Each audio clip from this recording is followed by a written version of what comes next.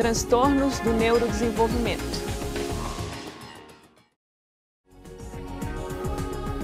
Conhecendo a etiologia.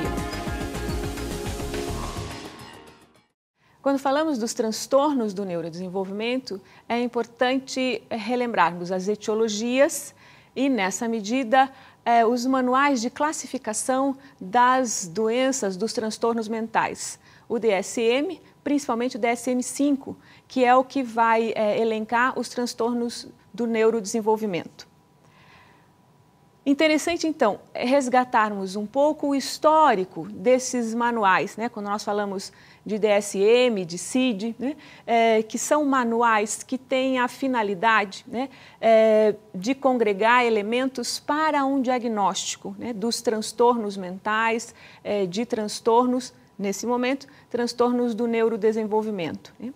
Mas para chegarmos até o DSM-5, né, que é o manual mais recente, né, houve um histórico, né, momentos históricos nessa composição de manuais, de cartilhas, né, de documentos de classificação diagnóstica, né, internacional.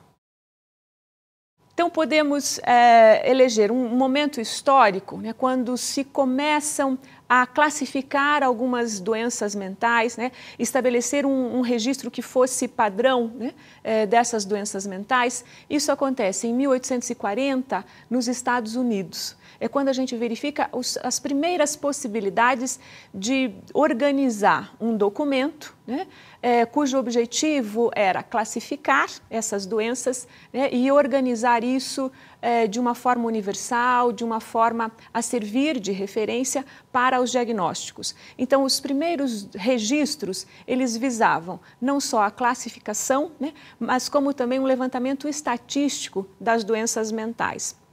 Embora tendo começado nessa época, é só a partir do século passado, né, 1948 aproximadamente, quando a Organização Mundial da Saúde, a OMS, vai se preocupar, né, com a classificação, com a organização de manuais que possam orientar, né, no diagnóstico dessas patologias, né.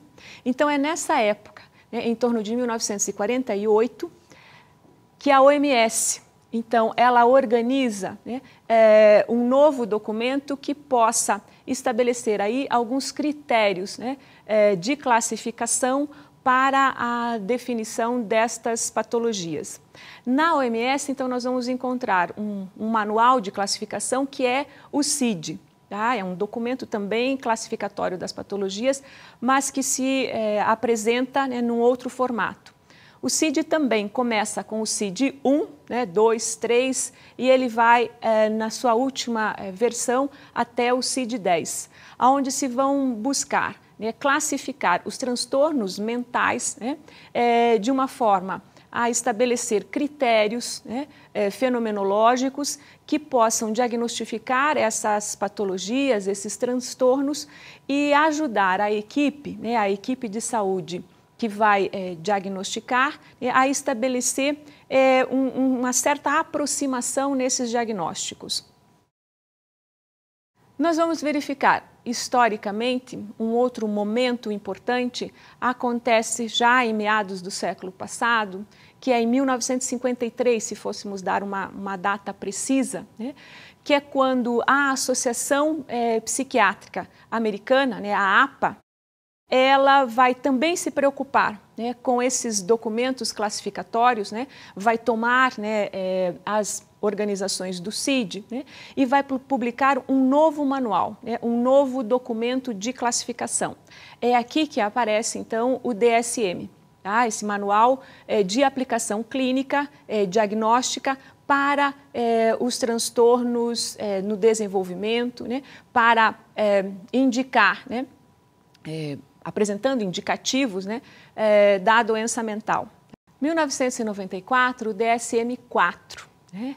Aqui, o que nós verificamos é um incentivo, né, das pesquisas voltadas, né, a classificar as patologias, as psicopatologias, de modo a dar um critério mais, estabelecer um critério mais rigoroso a esses manuais. Então, nós verificamos neste tempo, né, um aumento significativo, né, dos dados que se incluem nesses manuais classificatórios, o que, sem dúvida, né, propiciou diagnósticos mais próprios, diagnósticos mais específicos, né, para todos os profissionais envolvidos nesse diagnóstico. 2014, nós vamos ter o DSM-5, né? E é o DSM-5 que marca como uma classificação das patologias os transtornos do neurodesenvolvimento. Quando falamos desses transtornos do neurodesenvolvimento, há etiologia, né? Então, especificamente do que tratam as etiologias dos transtornos do neurodesenvolvimento. Nós temos especificamente duas grandes causas, né? Dois grandes aspectos, fatores, né? Que vão ser importantes nessa etiologia. Os fatores genéticos e os fatores ambientais. Tá?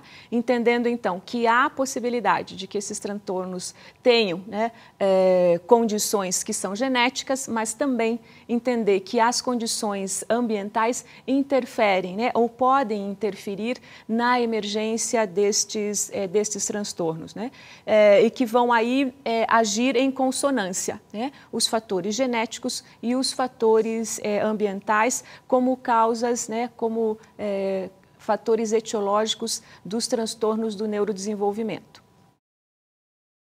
Nós podemos entender, então, um outro aspecto, né, que tanto esses fatores, né, genéticos quanto os fatores ambientais, eles geralmente vão se apresentar, né, enquanto manifestações, né, para a identificação dos transtornos do neurodesenvolvimento.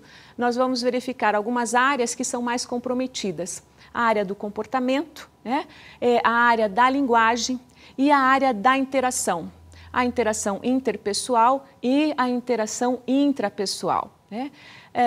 Também podemos dizer que, em geral, né, os transtornos, né, do neurodesenvolvimento, eles incidem sobre algumas áreas específicas de desenvolvimento, né. Essas áreas que são afetadas, vamos verificar que já precocemente, né, nas crianças se verifica uma certa disfunção e que essas disfunções elas devem ser persistentes, elas devem ser mais permanentes, né? E que essas características então vão ser importantes quando nós pensamos nas etiologias e quando nós pensamos no diagnóstico. Vale também nós levantarmos, então, alguns pontos, né, que seriam importantes numa avaliação diagnóstica. Tá? Então, alguns aspectos que seriam interessantes quando se quer apresentar um diagnóstico voltado aos transtornos do neurodesenvolvimento. Então, alguns desses aspectos. As limitações do funcionamento intelectual devem ser consideradas num contexto ambiental, né, num contexto de relações, onde os indivíduos interagem, né, e com quem eles interagem, né? Então, depende de como eles se apresentam dentro de uma faixa etária, né? Então, crianças que tenham a mesma faixa etária e que tenham a mesma convivência cultural. Um outro aspecto, considerar a diversidade cultural, a diversidade linguística, né? Assim como as diferenças, né? As diferenças de comunicação, né? Os hábitos de linguagem, né? E também alguns aspectos importantes, né? Aspectos motores, aspectos do comportamento, né? E a pertinência disso, de que forma eles permanecem, né? E são visíveis num espaço de tempo. Um outro ponto importante para destacarmos é que algumas pessoas com essas limitações, né, ou com restrições de participação, né, essas limitações, elas coexistem, elas coabitam com as potencialidades. E aqui muito importante nessa observação diagnóstica é que, né, frente a essas limitações, frente a restrições de participação, há potencialidades, né? E esse aspecto é muito importante quando nós pretendemos avaliar, né? E entendendo esta avaliação diagnóstica como determinante, muitas vezes, para os planos de intervenção, planos de tratamento nos diferentes ambientes aonde esta pessoa interage, né? Então, aí trabalhar com as potencialidades é muito importante, para além de identificar essas limitações e as restrições de participação. Um outro aspecto, ao se levantar, né, no diagnóstico, é importante verificar as limitações da pessoa, mas especificamente aquilo que traça um perfil individual desta pessoa. Tá? Traçar um perfil individual significa levantar algumas características que são específicas, né? E nessa medida, quando nós temos identificado esse perfil, nós teremos condições de também identificar os apoios que vão ser necessários para que ele possa, né, interagir com harmonia, que ele possa se desenvolver no seu máximo das suas potencialidades. Aí entra um aspecto muito importante, né, que são os apoios, né, os apoios técnicos, né, as tecnologias assistivas, que são apoios personalizados, né, apoios que vão estar dirigidos às pessoas especificamente. Nós dizemos, né, são os apoios apropriados e personalizados, porque eles vão auxiliar a pessoa no seu desenvolvimento por um longo período de tempo, quando não para sempre, e vão possibilitar a essa pessoa que os utiliza, né, uma inserção nos diferentes ambientes, né, de uma forma muito mais inclusiva. E assim, né, se nós falamos em crianças, né, para que tenha, né, um bom desenvolvimento nas suas diferentes áreas, né, social, intelectual. Então, o benefício, né, da pessoa com esses apoios é muito maior. Um outro aspecto a se observar é como que se pode observar as dimensões propostas que envolvem os aspectos interdisciplinares, né? Então, nesse levantamento etiológico e nesse levantamento de diagnóstico, os aspectos interdisciplinares, né? Os especialistas que se envolvem neste diagnóstico são importantes, né? E têm contribuições, contribuições mesmo específicas que vão auxiliar, né, um profissional ao outro, seja da área da saúde, seja da área da educação, da área social, para que, né, a pessoa que apresenta transtornos possa, através destes diagnósticos, destes apoios, se desenvolver plenamente.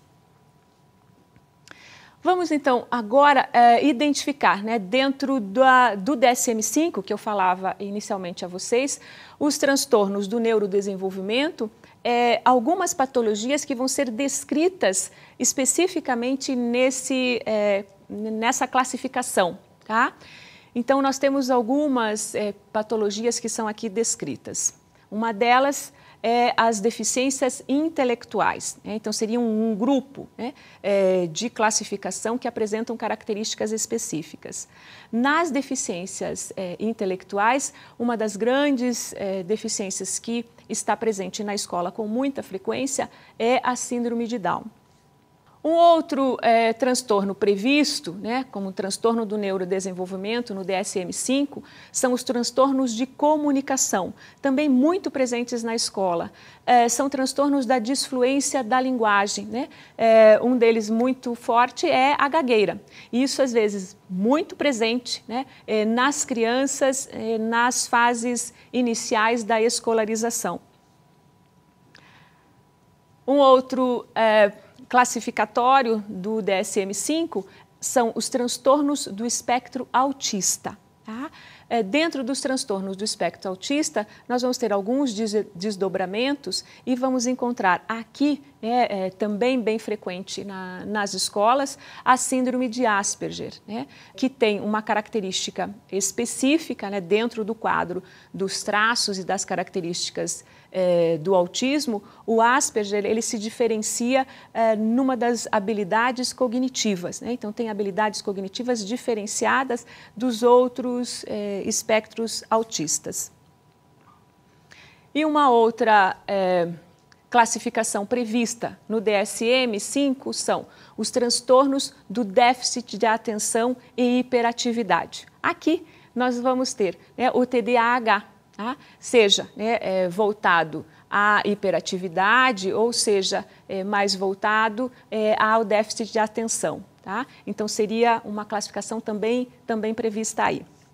Um outro aspecto previsto nos transtornos do neurodesenvolvimento são os transtornos específicos de aprendizagem.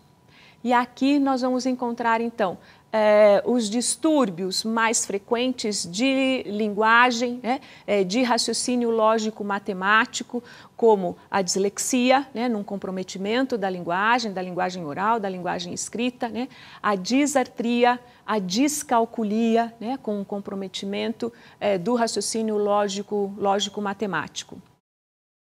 Um outro aspecto dentro dessa classificação prevista, né, no DSM-5, são os transtornos motores que são identificados, esses transtornos motores, especificamente num funcionamento motor, seja de membros superiores, seja de membros inferiores, né, braços e pernas. Né? Então, os transtornos motores do movimento, eles se caracterizam por movimentos estereotipados, né? Quer dizer, movimentos repetitivos, né? Bater os pés, né? Ou movimentos repetitivos com braços, coçar a cabeça. Então, esses movimentos, eles permanecem como sendo algo que classifica, né? Uma determinada síndrome. E aqui também muito presente a síndrome de Tourette, que é marcada por esses movimentos repetitivos. Tá? Nós podemos encontrar, né, dentro do DSM-5, ele vai dizer que, embora se classifique esses transtornos, né, caracteristicamente em diferentes aspectos, nós podemos encontrá-los interligados. Né? Então, podemos ter distúrbios de aprendizagem associados, né, a transtornos motores de movimentos estereotipados.